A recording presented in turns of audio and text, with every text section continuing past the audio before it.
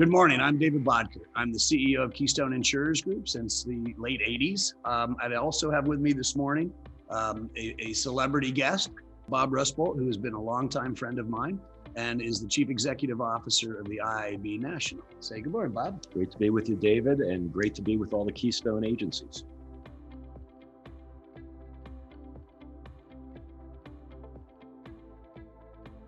Wow, this has been a crazy time for our entire country, but we jumped right into it. We fortunately, our operations and technology departments were well prepared through our disaster planning, and literally within 24 hours, we were able to take all 140 some employees and have them working remotely. We immediately jumped on and helped them with the PPA legislation and how to not only take advantage of that themselves to make sure their agencies remain strong and financially vibrant, but also to work with their clients to help their business customers ensure they were accessing those much needed government support funds. And then through a series of educational live training webinars where we essentially tried to re-educate all of our distribution force on how to continue to market in a very, very different world.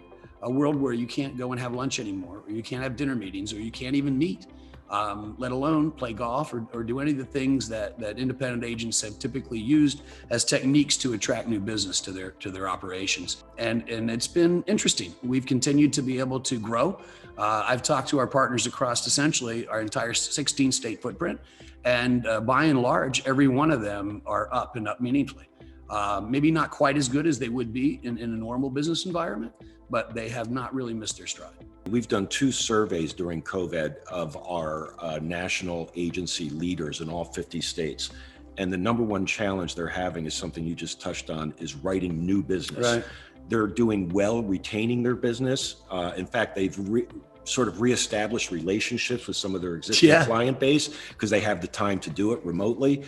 But writing new business has been a challenge. And that's where trustedchoice.com has been rediscovered by a lot, because it's pushing business when they're working remotely. When you can't go to the Chamber of Commerce, you can't go to church, you can't do your community work. They're finding that trustedchoice.com is generating that new business referrals to their agencies. So it's really been rediscovered in some sense.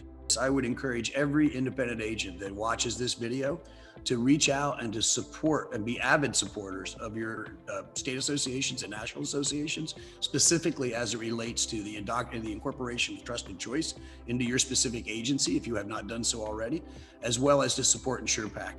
It is critically important, as well as to support your local state PACs, because they're very equally as important as well.